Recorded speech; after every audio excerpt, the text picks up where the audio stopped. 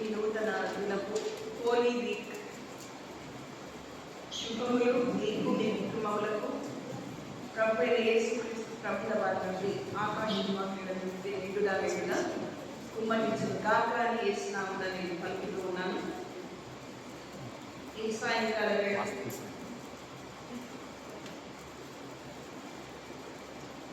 మరొకసారి మిమ్మల్ని ఉద్దేశించి లేఖనాలను పంచుకోవడానికి ప్రభు నాకు ఇచ్చిన ప్రాణప్రాప్తికై ఆయనకు చెప్పుకోటి ఉన్నాను. ప్రభును మన మధ్యకు ఆహ్వానిస్తూ మనతో సహవాసం చేస్తూ ఆయన సన్నిధిని మనతో ఉంచి యాత్ర జీవితానికి గురియకు చేరే వరకు మనకు అవసరమైన శ్రమ దినాలను ధ్యానించుకుంటూ ఉండగా మనతో మాట్లాడవలసిన ప్రభును మన మధ్యకు ఆహ్వానిస్తూ కళ్ళు మూసుకొని ఆయన వైపును చూస్తున్నాం. పరిశుభ్రమైన, ప్రేమ కలిగిన, నమ్మకమైన, కృప కలిగిన, దయ కలిగిన, కరుణా కటాక్షం కలిగిన, మంచితనం కలిగిన, మహాత్యం కలిగిన, మహాశక్తిశాలి, మహోన్నతుడవు, మహాగరుడవు, పరిశుద్ధుడవు, నిత్య నివాస స్థలములకు నివసించు నిన్న నేను నిరంతరం ఏకరీతిగా ఉన్న మారిని మార్పునందని అద్భుతకరుడు, ఆశ్చర్యకరుడు, ఆల్ఫా ఒమేగా, ఆది అంతము, ఆద్యంతరహితుడవు, అసమానుడవు, అద్వితీయుడవు, నిత్య సత్య నిజదేవుడవైన నీ నామాన ఈ సంఘంతో కలిసి సాయంకాలం స్తుతులు, స్తోత్రాలు, పూజలు, వందనములు, నమస్కారములు, నైవేద్యములు, ధూప దీప ఆరాధన యేసుక్రీస్తు ప్రభువుల వారి పరిశుద్ధమైన నామమును సమర్పించుకుంటున్నాం. నిష్ప్రయోజకురాని, అపవిత్రమైన పెదవులు, అబద్ధములాట నోరు, కొండెములాట నాలుక, హృదయాంతరంగములలో పాపము ఇంకను నిలిచిన నన్ను నిలబెట్టున్నావు. మంటి ఘటమునైన నాలో మహిమైశ్వర్యమును నింపి కారుతో నిప్పులు పట్టుకొని నా పెదవులకు తగిలించి దోష విముక్తురాలి చేసి నా నోట మీ మాట ఉంచి నాకు మాకు అవసరమైన లేఖన భాగాలను, హెచ్చరింపులను, మరి పాఠములను నేర్పించి యాత్ర జీవితంలో ముందుకు కొనసాగి గురియకు చేరి మీతో ఎత్తుబడే గుంపులో ఉండే వరకు మమ్మల్ని భద్రపరచమని యేసు నామమున మిమ్మల్ని ఆహ్వానిస్తూ సిలువ చాటున నన్ను మరుగు చేయమని యేసు నామమున సమర్పించుకొని అని వేడుకుంటున్నాను తండ్రి. ఆమేన్, ఆమేన్, ఆమేన్.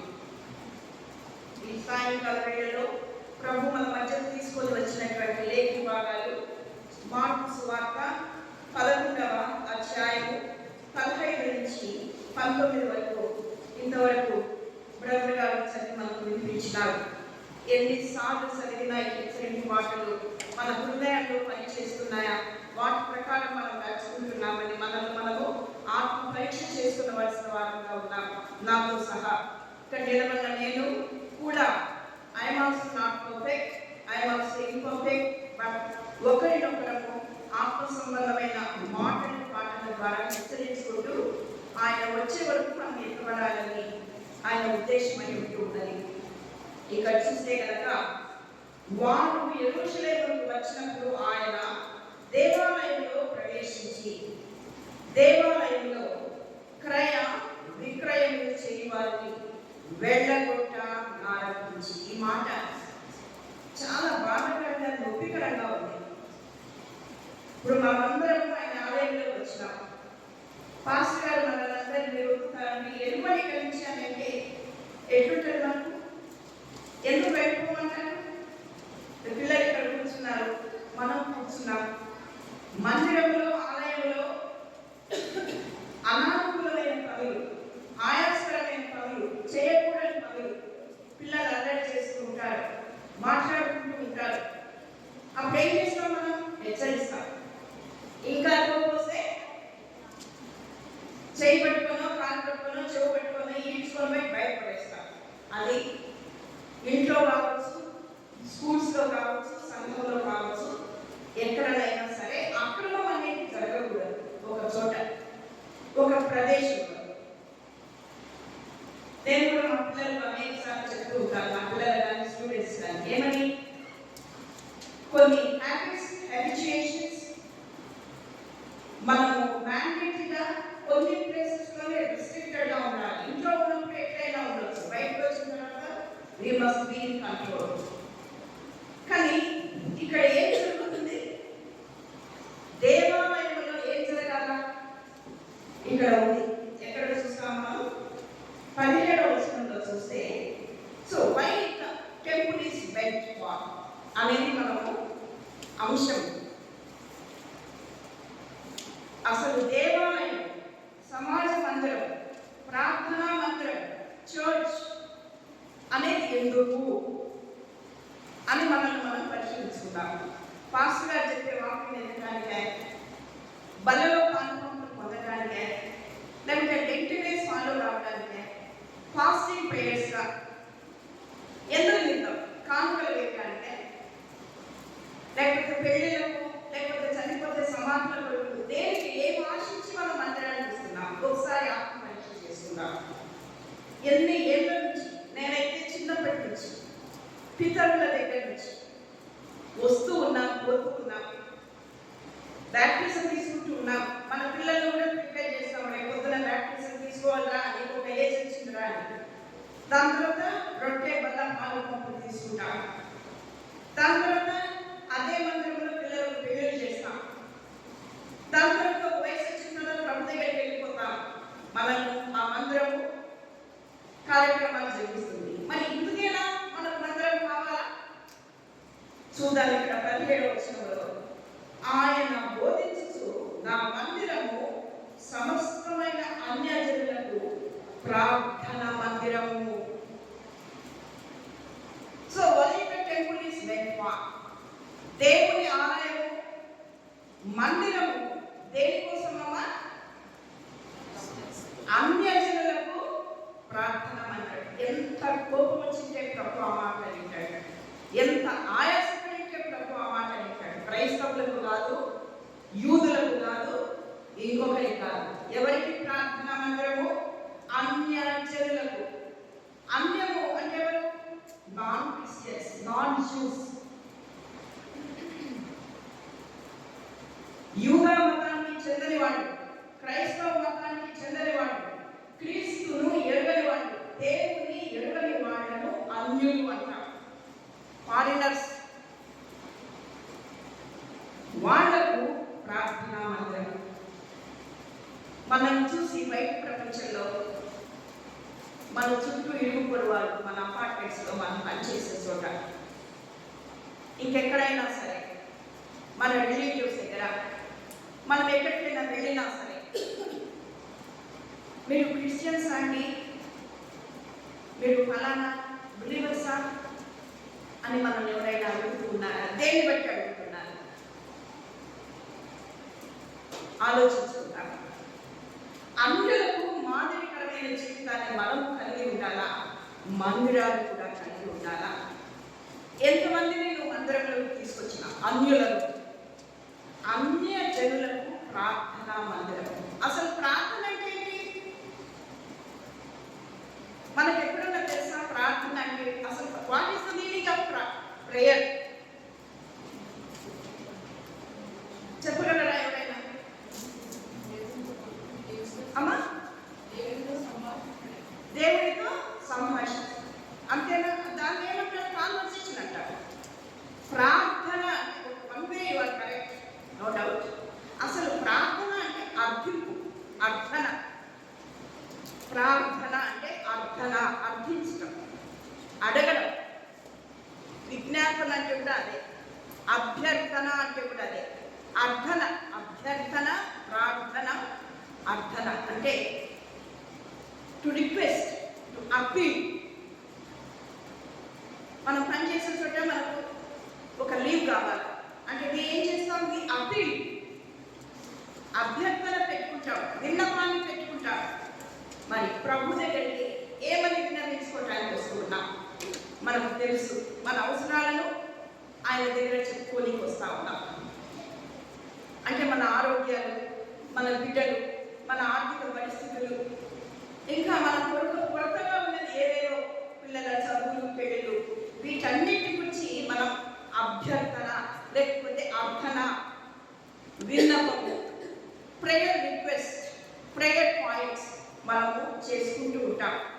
కానీ వీటన్నిటికంటే కూడా ప్రాముఖ్యమైన అర్థన, ప్రార్థన, అభ్యర్థన ఏమిటి అని మనం ఆలోచిస్తే ఏమన్నారు ప్రభుల వారు? యెరూషలేము గుండా భారమైన దాని కొలతలు కూడా ఒక చోట నాకు ఇచ్చారు. అసలు అన్వేర్ హ్యూజ్, అన్వేర్ భరించలేనటువంటి బరువు అంటారు. అంత అక్కసుతో, అసూయతో, కసితో ఆయన పైన ఆ భారాన్ని మోపినారు. అదేంటనుకుంటున్నాడు? మన పాప భారం అని అదందరికీ తెలుసు.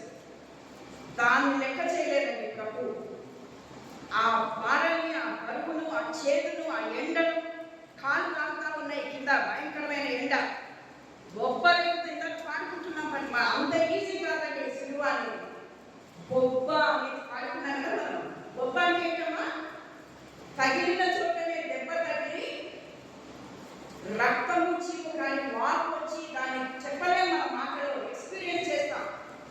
అప్పుడప్పుడు బొబ్బ అంటే అంత ఈజీ కాదు. బొబ్బ ఎక్కడం, కాళ్ళు బొబ్బలు ఎక్కుతున్నప్పుడు ఆయన అంతే బాధతో మోసుకొని పోతూ, but he was concerned about యెరూషలేము కుమార్తెలారా, నా కోసం ఏడవకండి, మీకోసం, మీ పిల్లల కోసం ఏడవండి. అది ప్రార్థన, అది అభ్యర్థన.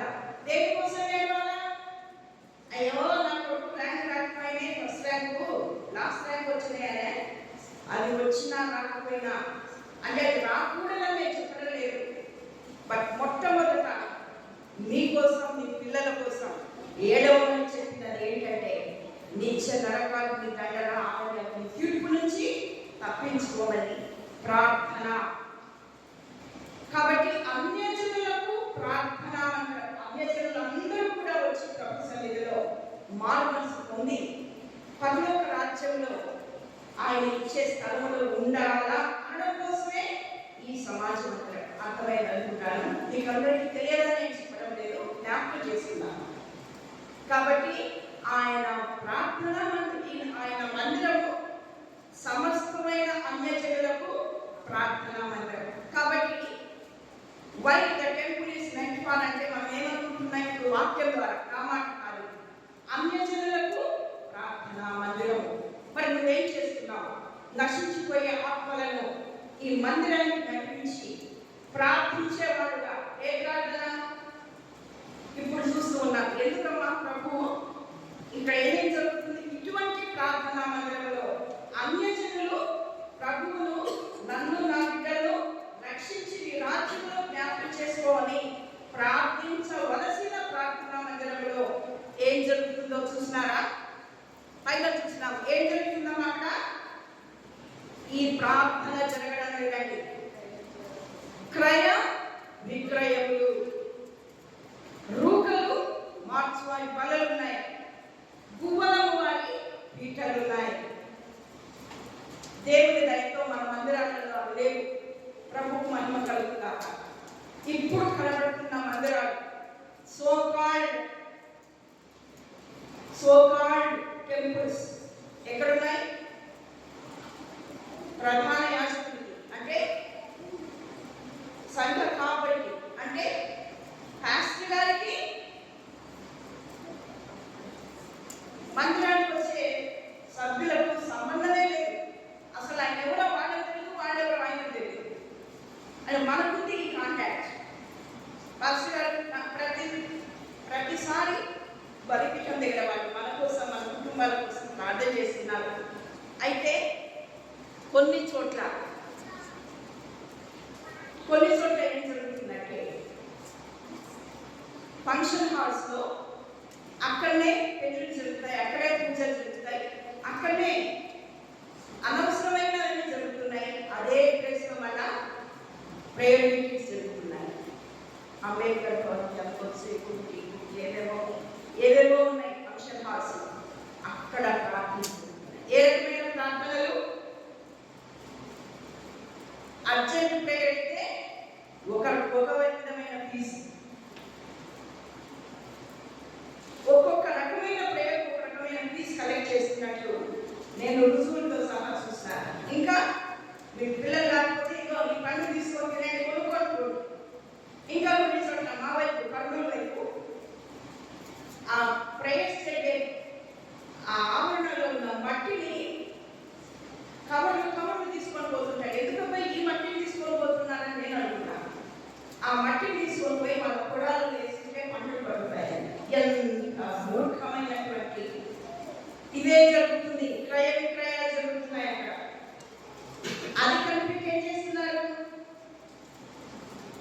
మట్టిని కవర్లలో అమ్ముతున్నారు.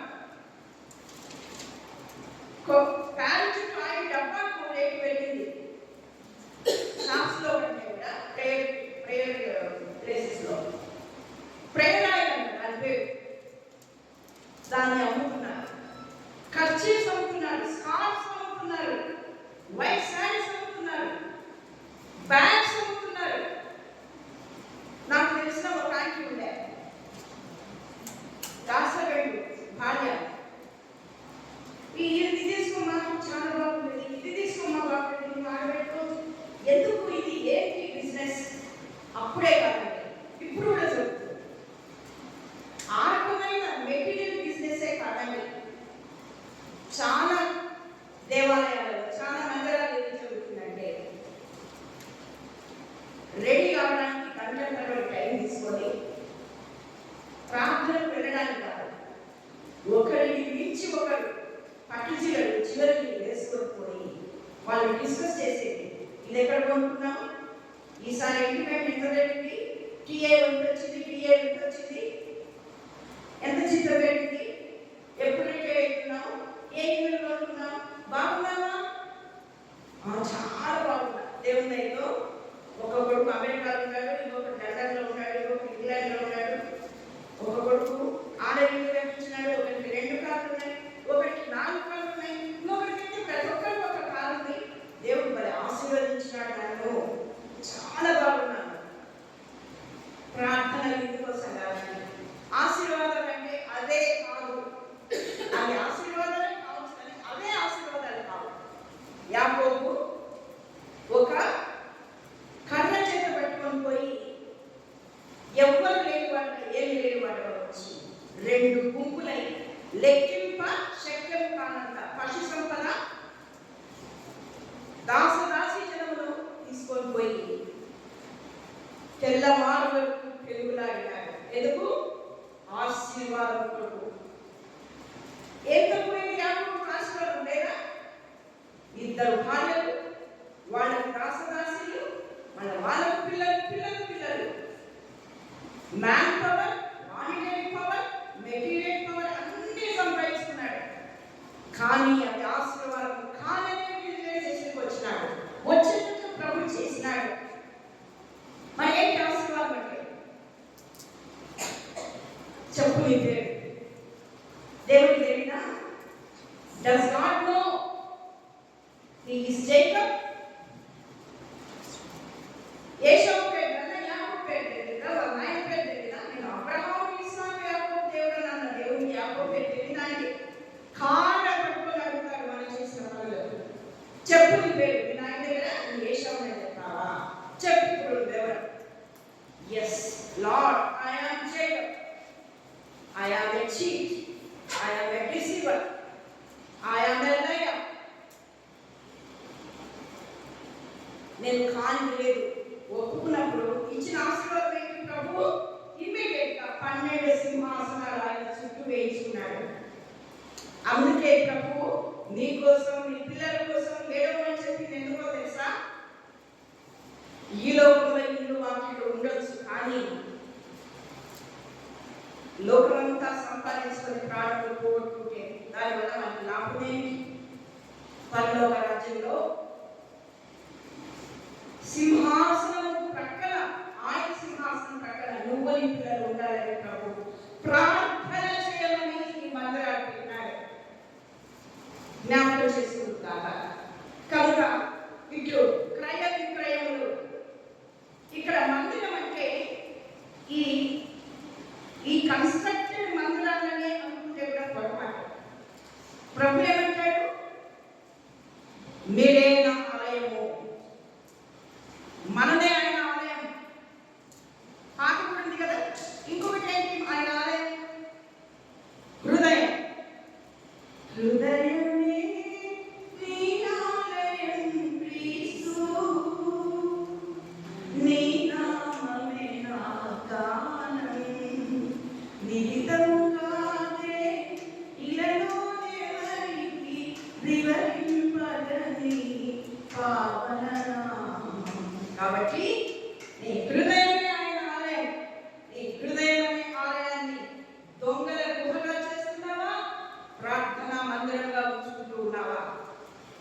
నీ హృదయం ఆయన ఆలయము, మన కుటుంబం ఆయన ఆలయము.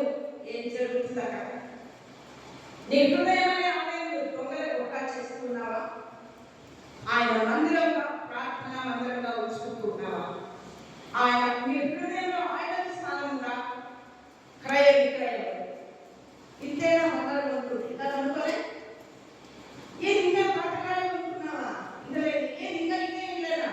ఇప్పుడు అన్ని మాట్లాడినలు ఉన్నాయి. ఇది కాదు కావాల్సింది. నీ హృదయానికి, నీ హృదయం కోరుకుంటుంది. కోరికలు గుర్రాలలో పరిగెత్తుతూ ఉంటాయి హృదయంలో. బట్ నీ హృదయం దేవుని మందిరం అని మనకు తెలుసుకోవాలని వాక్యం తెలుస్తూ ఉన్నది. చూద్దాం కూడా. కాబట్టి ఇట్లు కమర్షియల్ యాక్టివిటీ కాదు క్రిస్టియానిటీ అంటే. Christianity is not a commercial activity. చెట్టు కింద ఉన్నా సరే మనము ప్రభు మన కోసం ఏర్పాటు చేసుకున్న ఇల్లును మనం కోరుకోకూడదు. క్రయ విక్రయాలు నీ మనసులో, నీ హృదయంలో, మందిరంలో జరగకూడదు. రూకల మార్చడము, పావురములు అమ్మే బలలు నీ మందిరంలో, నీ హృదయం అనే మందిరంలో, నీ కుటుంబం అనే మందిరంలో జరుగుతుందా? ఆలోచించుకుందా. ముందు వెళ్దాం. ఇర్మియా 7వ అధ్యాయము, ఇర్మియా 7 చూస్తున్నాం. 2వ వచనం చదువుతారేమో ఎవరైనా బిగ్గరగా స్పష్టంగా. నీవు యెహోవా మందిర ద్వారమున నిలువబడి ఈ మాట అచ్చునే ప్రకటింపుము. యెహోవాకు నమస్కారము చేయుటకై ఈ ద్వారములలో బడి ప్రవేశించు యూదా వారిలారా యెహోవా మాట వినుడి. కాబట్టి యెహోవా మందిర ద్వారమున నిలువబడి, మందిరంలో కాదట, మందిరము ద్వారం అంటే గేట్ దగ్గర నిలబడి ఏం చెప్పమంటున్నాడు దేవుడు? ద్వారంలో బడి ప్రవేశించు వారలారా, ఆ గేట్లో నుంచి మందిరంలోకి వచ్చే వారలారా వినండి. ఏమని వినాలా? నేను ఈ స్థలం చదవడమ్మా 3వ వచనం 4. సైన్యములకు అధిపతియు ఇశ్రాయేలు యొక్క దేవుడు నాకు యెహోవా ఇలాగు సెలవిచ్చుచున్నాడు. నేను ఈ స్థలమున మిమ్మల్ని నివసింపచేయునట్లు మీ మార్గములను, మీ క్రియలను దిద్దుకొనుడి. కాబట్టి ఆ దినం ప్రత్యేక చేసినాడు. రూకలు మార్చువాళ్ళను, పావురములు అమ్మువారి బలలను, క్రయ విక్రయం చేయవారిని వెళ్ళగొట్టినాడు. ఎంత భయంకరమైన సన్నివేశం కదా! నిన్ను నన్ను కూడా మందిరంలో నుంచి ప్రభువు వెళ్ళగొట్టకముందే, ఆ పరిస్థితికి మనకు రాకముందే ఎంతమంది దూరమైనారో తెలుసా? నాకు తెలిసిన వాళ్ళని వెళ్ళగొట్టాడు ప్రభు. మాది నంద్యాల, మేము చర్చ్కి వెళ్ళేవాళ్ళం. ఇయర్స్ టుగెదర్ అక్కడ వెళ్ళర్స్ వాళ్ళు. అయితే మా నాన్న రిటైర్ అయిన తర్వాత కొంతమంది వచ్చినారు. వాళ్ళు సోకాళ్ళు లిబ్రనైట్స్, మంచి బిలీవర్స్. ఆల్బర్ట్ మా ఫాదర్ పేరు ఆల్బర్ట్నా. పైన ఇల్లు కట్టినాం కదా, ఒక బుక్ స్టాల్ నాకు పెట్టేసి అన్ని బుక్స్ కొనుక్కొచ్చి పెట్టేసి, మనం ఇట్లా అప్లై చేసుకుంటే ఫారినర్స్ ఫండ్స్ పంపిస్తారన్న. తర్వాత ఇక్కడ పక్కన బాగా పెద్ద స్థలం ఉంది కదా, అక్కడంతా షెడ్స్ వేసేసి దిక్కులేని పిల్లలను వాడిన వీళ్ళని తీసుకొచ్చి అక్కడికి ఒక 4-5 ఫోటోలు కొట్టి అక్కడికి పంపిస్తే, ఎవరికి పంపాలో వాళ్ళకి పంపిస్తే వాళ్ళ ద్వారా మనకు ఫండ్స్ వస్తాయన్న, మంచి డబ్బు వస్తుంది. మా ఫాదర్ చాలా ట్రై చేసినారు. At this junction and very proud to quote my parents. అంటే మనందరి తల్లిదండ్రులు మంచి వాళ్ళే కనుకనే మనం ఇక్కడ పడి ఉన్నాం, లేకపోతే ఎక్కడ ఉంది. మా ఫాదర్ ఒకటే ఒక మాట అన్నా, దేవుడు నాకు ఇచ్చిన జీతాలు రిటైర్డ్ అయిన పెన్షన్ వస్తుంది, నా పిల్లల్ని ఏదో కాపాడాడు. సేఫ్లో ఉన్నాం, తినడానికి తిండి ఉండడానికి తక్కువ. దేవుడు నామాన్ని ఉపయోగించుకొని బిజినెస్ చేయడం ఏంటన్నా? ఆ ఫండ్స్ ఎందుకున్నాను? నాకు ఆ ఓపిక లేదు. అంత క్రయ విక్రయము హృదయమనే మందిరంలో జరుగుతున్నారా? వాళ్ళు ఎక్కడున్నారో తెలుసా? మందిరానికి దూరమై ఆ ఫండ్స్ కోసము వాళ్ళ ఇంటి పక్కన మందిరాలు కట్టుకొని వాళ్ళ పిల్లలు ఎంతో నా నగరాన్ని ఆడుకోకూడదు సార్. ఆడుకోకూడదు. చేతులు కట్టుకోండి, చేతులు కట్టుకుని వాకి తినాలి.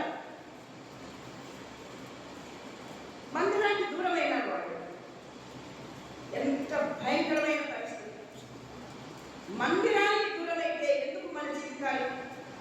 కాబట్టి గేట్ దగ్గర మందిరం ద్వారం దగ్గర నిలబడమని చెప్తా ఉన్నాడు. ఏమని చెప్తా ఉన్నాడు? చదివామా? ఈ స్థలములో మిమ్మల్ని నివసింపజేయండి. ఏ స్థలంలో? ఈ మందిరంలో. ఏం చేయాలంట? ఈ మార్గములను క్రియలను దిద్దుకోండి. కనుక this is the time to check ourselves. This is the time to correct ourselves. ఇది ఏ టైం అమ్మా? ఈ సమయం ఏంటి అంటే ఈ 7:30 ఈ టైం అని కాదు. ఈ కాలంలో ప్రభు రాకడ సమీపించిన దినాలలో పాస్టర్స్ అసాసినేట్ చేస్తున్నారు. పర్సిక్యూషన్ జరుగుతూ ఉంది చర్చెస్లో. రేపొద్దున మనమే మినహాయం కాదు. Let us get ready for the persecution events. Let us sacrifice ourselves. నా స్టేటస్ ఎవరు చూసేవాళ్ళు చెప్తా ఉన్నాడు. అవన్నీ నేను పంపిస్తూ ఉంటాను. Let us get ready for the persecution. భయపడద్దు. హతసాక్షులను ఒకటి ఎన్ని కిరీటాలు. కాబట్టి let us correct ourselves. ఇక్కడ ఈ మందిరంలో ప్రభు మనల్ని నివసింప చేయాలంటే, ఇక్కడి నుంచి ప్రభు మనల్ని వెళ్ళగొట్టకూడదు అంటే మనం ఏం చేయాలమ్మా? ఉదయం ఏం చేస్తాం? సాయంత్రం ఏం చేస్తాం? బుద్ధి పెట్టినప్పుడు ఏం చేస్తాం? కొత్త డ్రెస్ కొనుక్కుంటే ఏం చేస్తాం? అద్దం ముందు నిలబడి చూసుకుంటాం. ఏం కనిపిస్తుంది? పౌడర్ ఎక్కువైతే కనిపిస్తుంది, తక్కువైతే కనిపిస్తుంది. డ్రెస్సు బటన్స్ సరిగా పెట్టుకున్నారా? షర్ట్ లేదా ఎగుడు దిగుడుగా వేసుకున్నామా? ఈ కలెక్షన్స్ అన్ని మనకు అర్థంలో కనిపిస్తాయి. సరిదిద్దుకుంటా, చెక్ చేసుకుంటా, కరెక్షన్ చేసుకుంటా. అట్లే వాక్యం అనే అర్థంలో మనల్ని ప్రతిసారి చూసుకుంటూ దిద్దుకోవాలా, సరి చేసుకోవాలా. తర్వాత 4వ వచనం చదవమ్మా. ఈ స్థలము యెహోవా ఆలయము, ఈ స్థలము యెహోవా ఆలయము, ఈ స్థలము యెహోవా. కాబట్టి ఈ స్థలము, ఈ స్థలము, ఈ స్థలం ఏ స్థలము? ఇదే కాదు, పాస్టర్ గారు కూర్చోబెట్టిన ఈ మందిరమే కాదు, మీ కుటుంబం కూడా, మీ హృదయం కూడా ప్రభు మందిరమే. మీరే నా మందిరం అన్నారు కదా, కాబట్టి మీ కుటుంబం మందిరమే, మీ హృదయం మందిరమే. ఏం చేసుకోవాలంట? ఈ ఆలయము ఆలయము అంటున్నారు, కానీ ఈ ఆలయంలో నువ్వు నివసించాలన్నా, నీ హృదయం అనే నీ కుటుంబం అనే ఆలయంలో, ఈ మందిరం అనే ఆలయంలో ప్రభువు మనతో పాటు నివసించాలన్నా ఏం చేయాలా? నీ మార్గములను, నీ క్రియలను యథార్థంగా చక్కపరచుకోవాలా. ఉదయం లేచి ఏం చేస్తాం? వంటగదిలోకి వెళ్ళి అన్ని చక్క చేసుకుంటామా? స్టవ్ పెట్టుకుంటాం, మంటలు చూసుకుంటాం, నీట్గా పెట్టుకుంటాం. రాత్రి పడుకునేటప్పుడు బెడ్రూమ్లో పోయేటప్పుడు ఏం చేసుకుంటాం? చిందరముందరగా ఉన్న బెడ్ అంతా ఏం చేస్తాం? చక్క చేసుకుంటాం. మరి ప్రభువు నివసించే నీ హృదయం అనే మందిరం, ప్రభువు నివసించే ఈ ఆలయం అనే మందిరం, ప్రభువు నివసింపదలచినని కుటుంబం అనే మందిరాన్ని ప్రభువు కోసం చక్క చేసుకుంటున్నావా? ఏ అబద్ధం, ఏ స్వార్థం, ఏ అసూయ, ఏ పగ, ఏ ప్రతీకారం నీ హృదయాన్ని ఏడుతూ ఉందో చక్క చేసుకుంటే ప్రభువు నిన్ను వెళ్ళగొట్టడా? ప్రభు నీ హృదయంలో నివసిస్తాడా? ఏం జరుగుతుంది ఆలోచించుకుందా. కనుక న్యాయం జరిగిస్తున్నావా, అన్యాయంగా ప్రవర్తిస్తున్నావా? మనకే తెలుసు. Are we righteous, are we unrighteous? నీ పొరుగు వారితో న్యాయంగా ప్రవర్తిస్తున్నావా, మాట్లాడుతున్నావా? చిన్న చిన్న విషయాలే.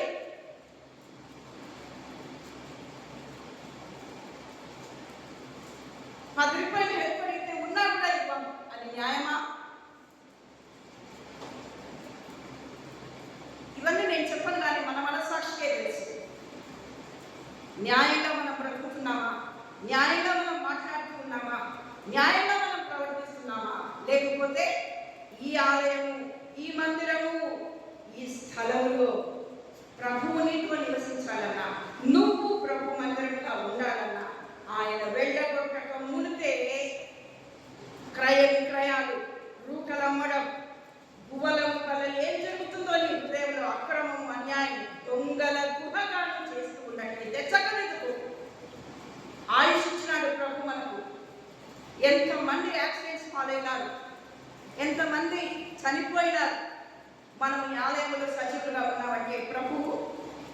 బాగా తిని బాగా అన్యాయం చేసి బాగా అబద్ధాలు చెప్పి అక్రమాలు చేసి ఉండు అనడానికి కాదు.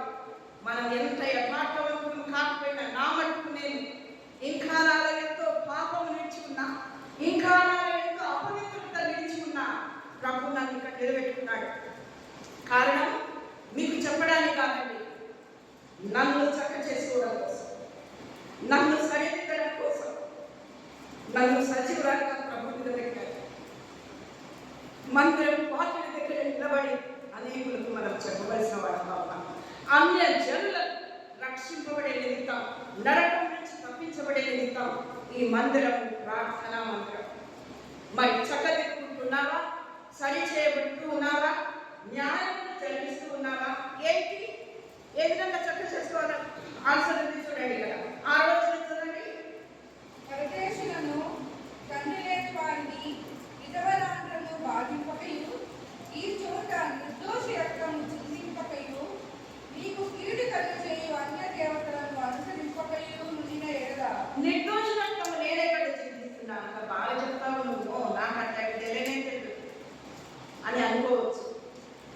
కానీ పాత నిబంధనలో నరహత్య అంటే యాక్షన్, బట్ కొత్త నిబంధన వరకు వచ్చేటప్పటికి నాట్ అన్ యాక్షన్ ఈ సినిమా పని చేయడం సిద్ధాలు. పాతకాలంలో పాత నిబంధనలు ఏముంది అక్కడ?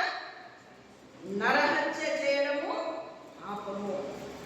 అంటే ఎవరైనా కత్తితో పరచడం, బాంబులు, అప్పుడు బాంబులు లేవులే, ఇప్పుడు బాంబులు ఉన్నాయి. కానీ కొత్త నిబంధనలో నరహత్య ఏంటమ్మా?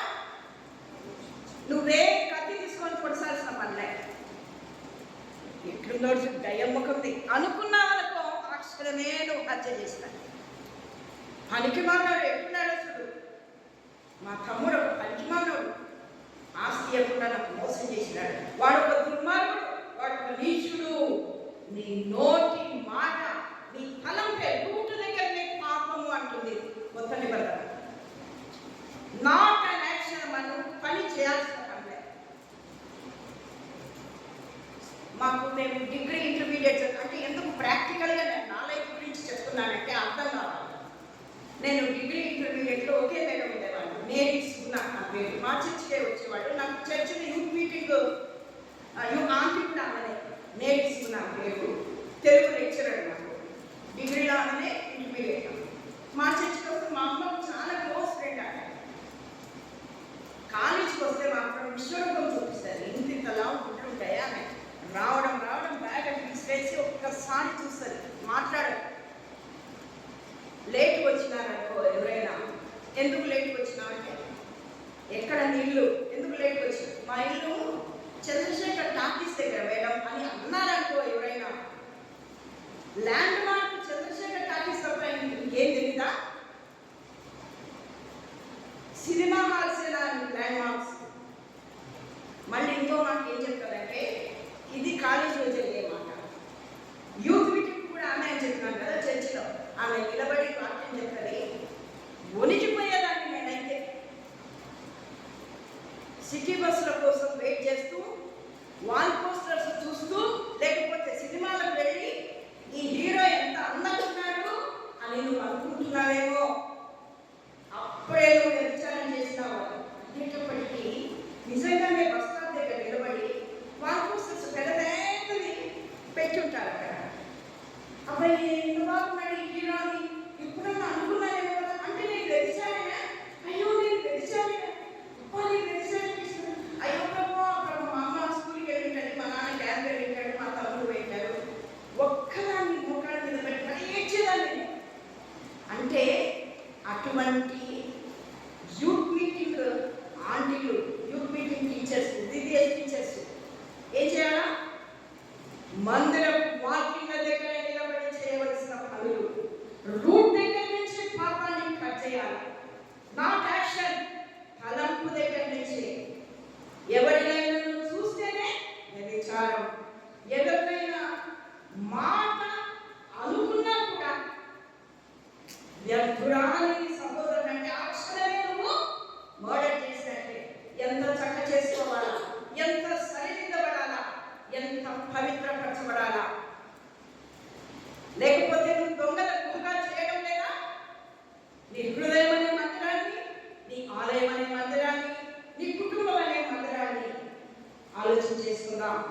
ఎక్కడుందో పాపం విధవరాలను బాధ్యత సొంత పిల్లలే తండ్రి చనిపోయినా తల్లి చనిపోయినా వాళ్ళను పెంచే శక్తిలో లేరు వాళ్ళు.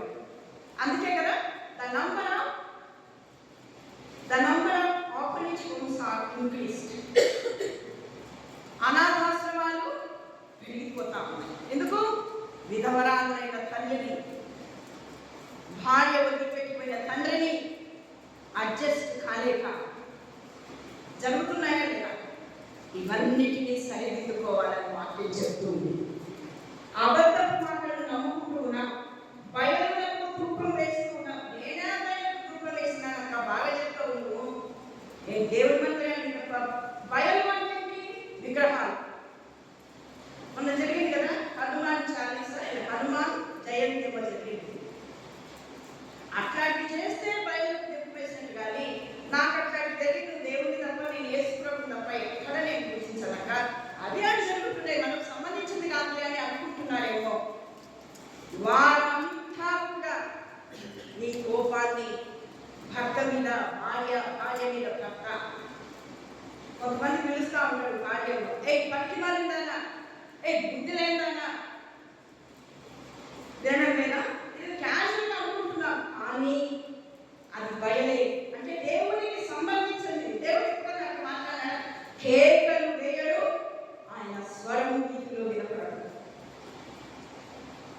పిల్లలు కూడా ఒడే పనికి మారాడా అని తల్లిదండ్రులు తిట్టేవాడు నిజంగానే పనికి మారాడు అవుతా ఉన్నాడు. అంత పవర్ ఉంది నాలుగు తల్లిదండ్రులు.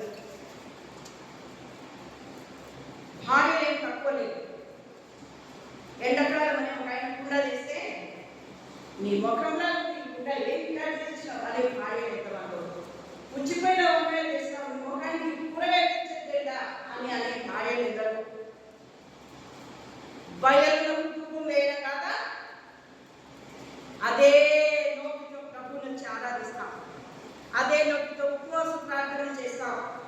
ఏమి మా కొడుకులు మేము తిట్టుకొని లేదా, మా బిడ్డలు మేము తిట్టుకొని లేదా అంటే నీ బిడ్డలు కాదు, నువ్వు కన్నంత వరకే. నీకు ఇచ్చిన గర్భఫలం దేవుడు ఇచ్చిన బహుమానం. It's a gift of God. How precious it is. బయలులకు ధూపం వేయడం అంటే ఇదే. చిన్న చిన్న వాటిని కూడా మనం చెక్ చేసుకోవాలి.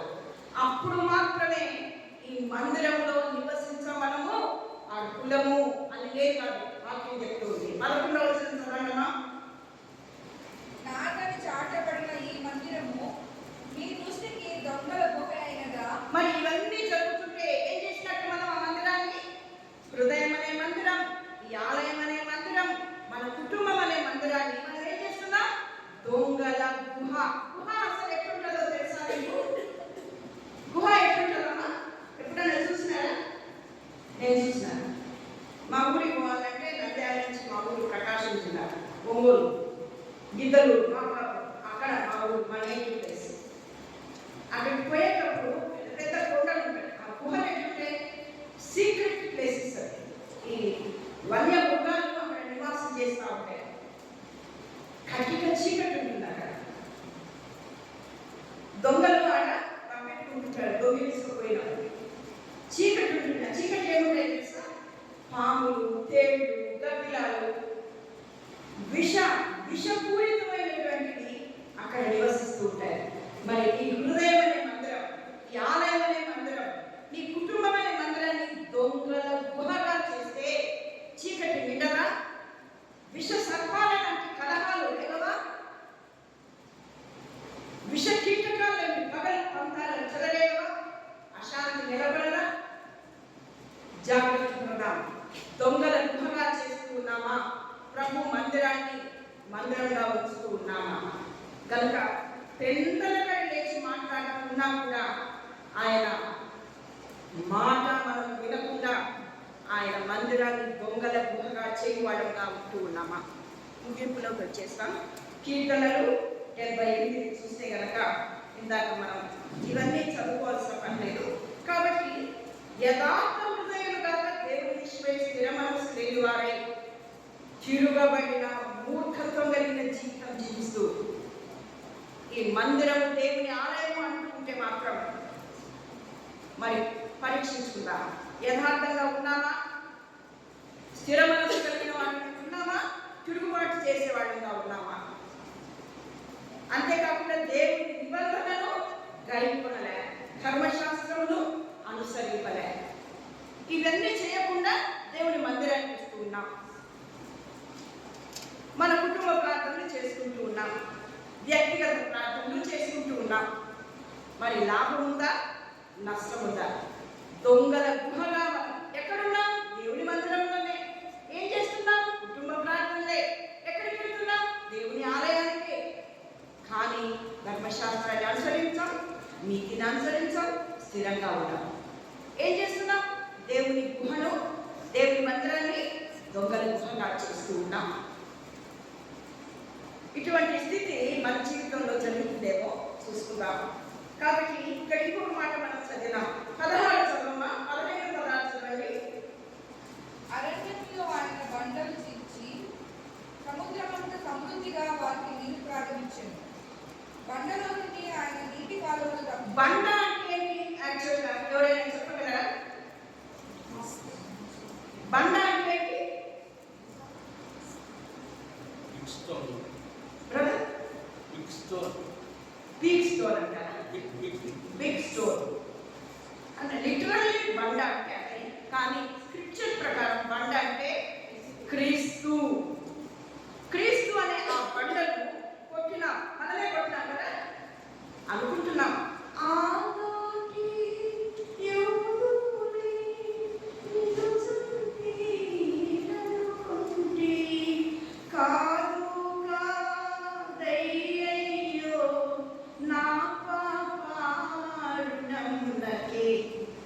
యూదులు ఆదినం కొట్టినారు, ఈయన కూడా కొట్టినాం. ఎట్లా?